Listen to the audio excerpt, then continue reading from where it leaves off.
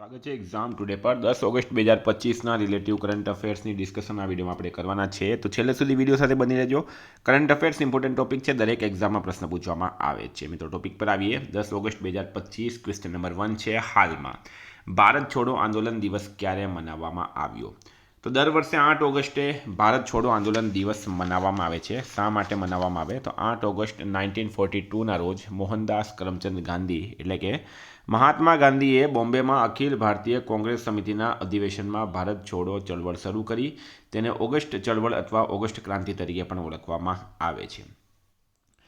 Question number 2 છે. હાલમાં રજતકાંત રેનું નિધન થયું છે, તેઓ કોણ હતા? તો મિત્રો પ્રશ્ન છે રજતકાંત રે, એમનું હાલમાં નિધન થયું છે, તેઓ કોણ હતા? એક ઇતિહાસકાર હતા. બરાબર, રજતકાંત રે હાલમાં એમનું નિધન થયું છે. મિત્રો એક મહાન ઇતિહાસકાર હતા, આપણે એમને શ્રદ્ધાંજલિ આપીએ.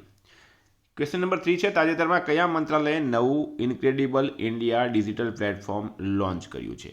તો પ્રશ્ન છે કયા મંત્રાલય દ્વારા નવું incredible India digital platform IIDP launch કરવામાં આવ્યું? રાઈટ આન્સર છે મિત્રો પર્યટન મંત્રાલય. બરાબર, પર્યટન મંત્રાલય રાઈટ આન્સર છે. પર્યટન મંત્રાલયે ઇન્ક્રેડિબલ ઇન્ડિયા ડિજિટલ પ્લેટફોર્મનું નવું સંસ્કરણ લોન્ચ કર્યું છે, જેનું ઉદ્દેશ્ય ભારતના સાંસ્કૃતિક વારસા, કુદરતી સૌંદર્ય અને વૈવિધ્યસભર પર્યટન સ્થળોને વિશ્વ મંચ પર ડિજિટલી પ્રદર્શિત કરવાનો છે. આ પ્લેટફોર્મ પ્રવાસીઓ અને પર્યટન હિસ્સેદારો માટે એક સંકલિત અને ઇન્ટરેક્ટિવ સંસાધન છે. નેક્સ્ટ છે on route solar powered electric charging station બનાવનાર દેશનું પ્રથમ શહેર કયું બન્યું?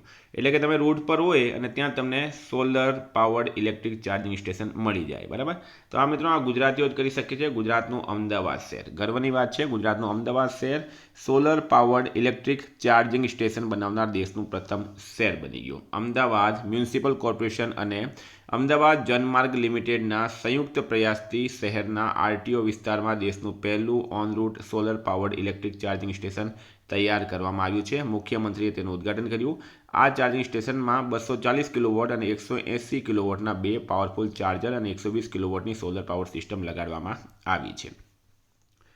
વિદ્યાર્થી મિત્રો એક્ઝામ આવી રહી છે, રેવન્યુ તલાટી, DYSO, GSRTC, બરાબર, SSC, MTS એક્ઝામ ટુડેનું લેટેસ્ટ એક વર્ષનું કરંટ અફેર્સ અત્યારથી મિત્રો તૈયારી ચાલુ કરી દો. બરાબર, આમાં તમને Olympic, Paralympic, Covid, IPL, GI tag, બદલાયેલા વર્તમાન પદાધિકારી, પુસ્તક લેખક, company CEO, brand ambassador, award GK, sport GK, G20 summit, T20 world cup, FIFA world cup, election GK, Ayodhya GK, budget, champions trophy, IPL, Padma awards, એટલે કે ટોપિક વાઇઝ મિત્રો તમને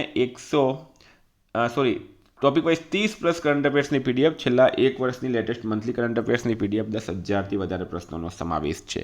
તો PDF માટે માત્ર ₹200, ખાલી ₹200 9510411961 પર ગૂગલ પે, ફોનપે, પેટીએમ કંઈ પણ કરો, સ્ક્રીનશોટ મોકલી આપો. 2 મિનિટમાં PDF મળી જશે. તમામ પરીક્ષાઓમાં 100% કરંટ અફેર આપણું પૂછાયું છે. ભારત ગુજરાત ઇન્ટરનેશનલ લેવલનું પૂરું કરંટ અફેરમાં આવી જશે. કોઈ મિત્રને ડેમો PDF જોઈતી હોય કે PDF કેવી હોય છે તો પણ આ નંબર પર મેસેજ કરો, હું તમને ડેમો PDF મોકલીશ.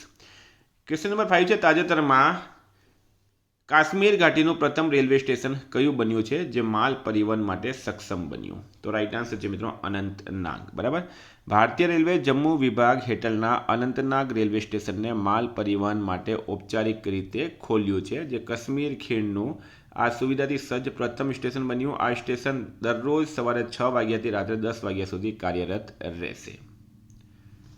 ક્વેશ્ચન નંબર 6 છે. હાલમાં કયા દેશના કાર્યકારી રાષ્ટ્રપતિ યુ મિન્ટ સ્વેનું 74 વર્ષની ઉંમરમાં નિધન થયું છે?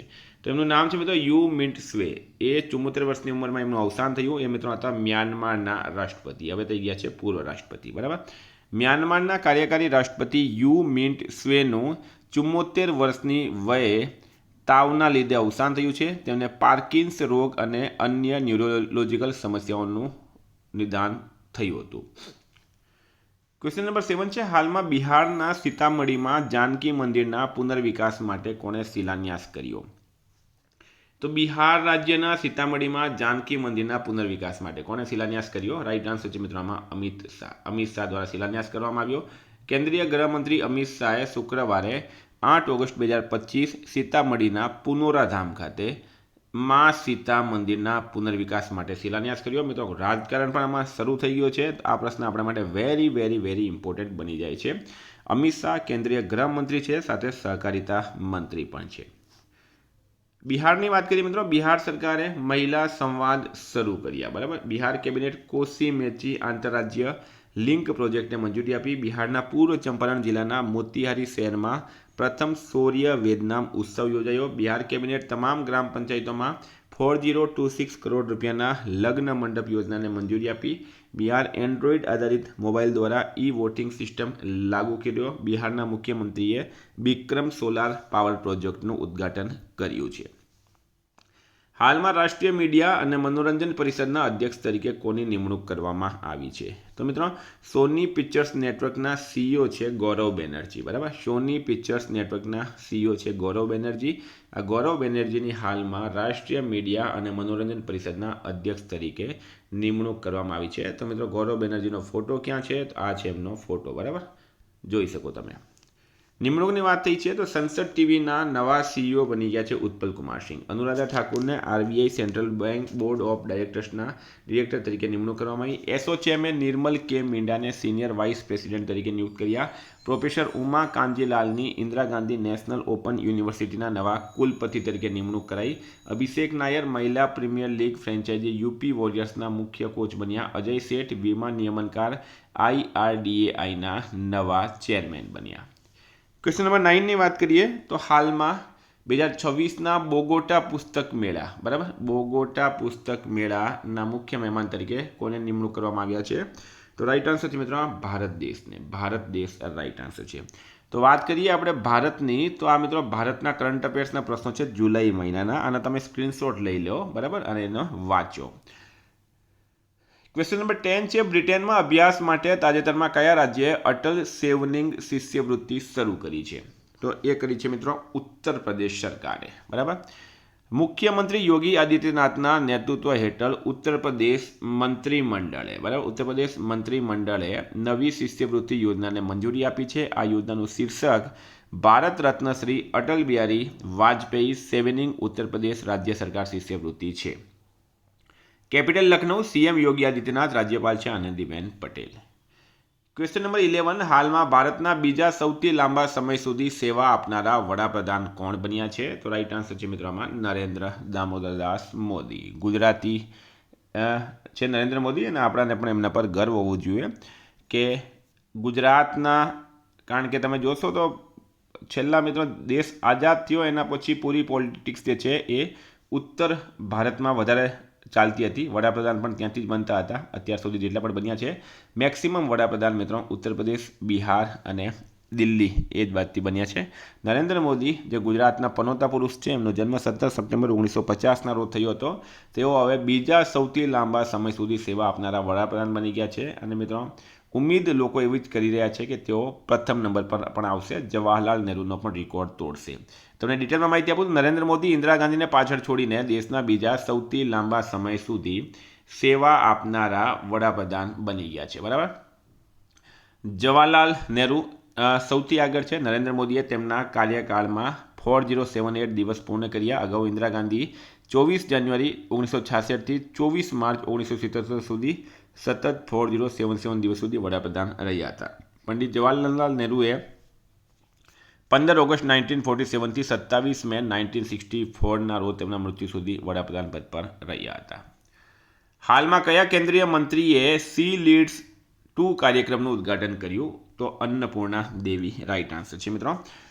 સી લીડ્સ 2 કાર્યક્રમે સંયુક્ત રાષ્ટ્ર વિમેન ઇન્ડિયા કન્ટ્રી ઓફિસ દ્વારા આયોજિત એક મુખ્ય ક્ષમતા નિર્માણ પહેલ છે, જેનો ઉદ્દેશ્ય પાયાના સ્તરના મહિલા નેતાઓ, ચૂંટાયેલા પ્રતિનિધિઓ અને વહીવટકર્તાઓને સશક્ત બનાવવાનો છે. તેની બીજી આવૃત્તિ 7 ઓગસ્ટ 2025ના રોજ નવી દિલ્હીમાં મહિલા અને બાળ વિકાસ મંત્રી અન્નપૂર્ણા દેવી દ્વારા શરૂ કરવામાં આવી છે. સ્ટારમાં કરજો મિત્રો, વેરી ઇમ્પોર્ટન્ટ છે. હાલમાં ડૉક્ટર MS સ્વામીનાથન શતાબ્દી સંમેલન ક્યાં શરૂ થયું? તો મિત્રો એ થયું છે ન્યૂ દિલ્હી ખાતે. નરેન્દ્ર મોદીએ નવી દિલ્હીના પૂસા ખાતે ભારત રત્ન ડૉક્ટર MS સ્વામીનાથન શતાબ્દી આંતરરાષ્ટ્રીય પરિષદનું ઉદ્ઘાટન કર્યું. આ ભારતના હરિયાળી ક્રાંતિના પિતા અને સ્વપ્નદ્રષ્ટા કૃષિ વૈજ્ઞાનિકના વારસાને માન આપે છે. આનો વિષય છે સદાબહાર ક્રાંતિ, જૈવિક સુખનો માર્ગ. ક્વેશ્ચન નંબર 14 છે તાજેતરમાં જિલ્લા પૂર ગંભીરતા સૂચકાંક કોણે તૈયાર કર્યો છે?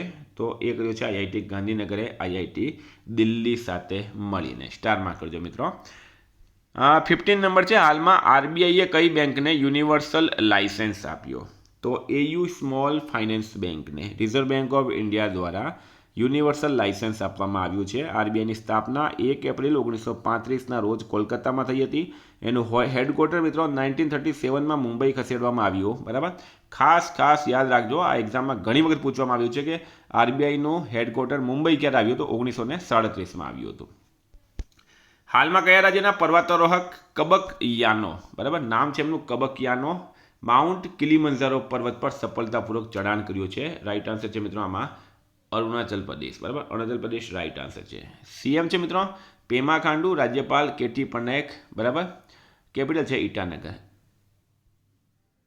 અરુણાચલ પ્રદેશના પર્વતારોહક કબકયાનોએ આફ્રિકાના સૌથી ઊંચા શિખર માઉન્ટ કિલીમંજારો પર વિજય મેળવીને રાજ્ય અને દેશનું નામ રોશન કર્યું. તે તાંજાનિયા દેશમાં આવેલું છે અને તેની ઊંચાઈ આશરે 5895 મીટર છે. હાલમાં કોણે હેપેટાઇટિસ ડી વાયરસને મનુષ્યો માટે કેન્સરકારી જાહેર કર્યો છે? તો WHO એટલે કે વર્લ્ડ હેલ્થ ઓર્ગેનાઇઝેશન દ્વારા WHO અને IARC હેપેટાઇટિસ ડી વાયરસને મનુષ્યો માટે ક્રાસિજોનિક વર્ગીકૃત કર્યો. આ વાયરસ HBV અને HCVને લીવર કેન્સરના જાણીતા કારણો તરીકે જોડે છે. તો મિત્રો આ કરંટના પ્રશ્નો. વાત કરીએ રિવિઝનની. 9 ઓગસ્ટ રાષ્ટ્રીય હથકરઘા દિવસ 7 ઓગસ્ટે મનાવાય. કયું રાજ્ય સાંકેતિક ભાષાના નિષ્ણાંતોનો પેનલમાં સમાવેશ કરનાર પ્રથમ રાજ્ય બન્યું? પંજાબ રાઈટ આન્સર છે. હાલમાં ઇઝરાયેલે કોની સાથે $35 બિલિયનનો રેકોર્ડ કુદરતી ગેસ નિકાસ કર્યો? ઇજિપ્ત રાઈટ આન્સર છે. હાલમાં સૌર ઉર્જા પર સંપૂર્ણપણે ચાલનારી ભારતની પ્રથમ વિધાનસભા દિલ્હી બની છે. આંતરરાષ્ટ્રીય સૌર ગઠબંધનનો 107મો સદસ્ય દેશ બન્યો છે મોલ્ડોવા. હાલમાં કોના ફોટાને 2025નો tribal photo of the year award મળ્યો? તો મૂડી પેડી રાજુનો. હાલમાં ભારતે કયા દેશ સાથે ઔદ્યોગિક સહયોગ માટે પ્રોટોકોલ પર હસ્તાક્ષર કર્યા છે? રશિયા રાઈટ આન્સર છે. વર્ષ 2025માં મિત્રો પ્રશ્ન છે, વર્ષ 2025માં તમિલનાડુ રાજ્ય પ્રાણી નીલગિરી તહેરની વસ્તીમાં કેટલા ટકાનો વધારો થયો? તો 21%. હાલમાં કઈ મોબાઈલ એપ્લિકેશનને world summit on the information society prize champion award મળ્યો? તો મેરી પંચાયત. હાલમાં પોલેન્ડમાં મહિલા ભાલાફેંક સ્પર્ધામાં અનુ રાણીએ કયો મેડલ જીત્યો? Gold medal. 64મી રાષ્ટ્રીય કલા પ્રદર્શની ક્યાં શરૂ થઈ છે? દિલ્હી ખાતે. કેલી મેકનું નિધન થયું છે. તેઓ એક અભિનેત્રી હતી. હાલમાં છત્તીસગઢના કયા જિલ્લામાં નિકલ ક્રોમિયમ પ્લેટિનમ ખનિજ મળી આવ્યું? મહાસમુંદ. તાજેતરમાં કઈ આઈઆઈટીએ ભારતની પ્રથમ AI સંચાલિત લર્નિંગ એપ ટુટોઝ લોન્ચ કરી છે? આઈઆઈટી પલ્લકડ રાઈટ આન્સર છે. હાલમાં એન્ટ ફાઇનાન્શિયલે પેટીએમમાં તેની કેટલા ટકા ભાગીદારી 3803 કરોડમાં વેચી? તો 5.84%. સમતા નિર્માણ આયોગના પૂર્ણ સમયના અધ્યક્ષ બન્યા છે S રાધા ચૌહાણ. મિત્રો ગઈકાલે પ્રશ્ન પૂછાયો, હાલમાં ગ્લોબલ AICTE ઇન્ડેક્સ 2025માં કોણ ટોપ પર રહ્યું? સિંગાપુર રાઈટ આન્સર હતું. આજનો પ્રશ્ન છે, પ્રથમ અને વિશિષ્ટ વન વિજ્ઞાન કેન્દ્રનું લોકાર્પણ ક્યાં કરવામાં આવ્યું છે? ગુજરાતની અંદર. બરાબર મિત્રો, આ ગુજરાતનો પ્રશ્ન છે. ગુજરાતના પ્રથમ અને વિશિષ્ટ વન વિજ્ઞાન કેન્દ્રનું લોકાર્પણ ક્યાં કરવામાં આવ્યું? એનો જવાબ તમારે કમેન્ટ બોક્સમાં જણાવવાનો. વિદ્યાર્થી મિત્રો, વોટ્સએપ ટેલિગ્રામની લિંક ડિસ્ક્રિપ્શનમાં છે. PDF માટે 9510411961 પર કોન્ટેક્ટ કરો. Thank you. ફરી મળીશું. જય હિન્દ, જય ભારત.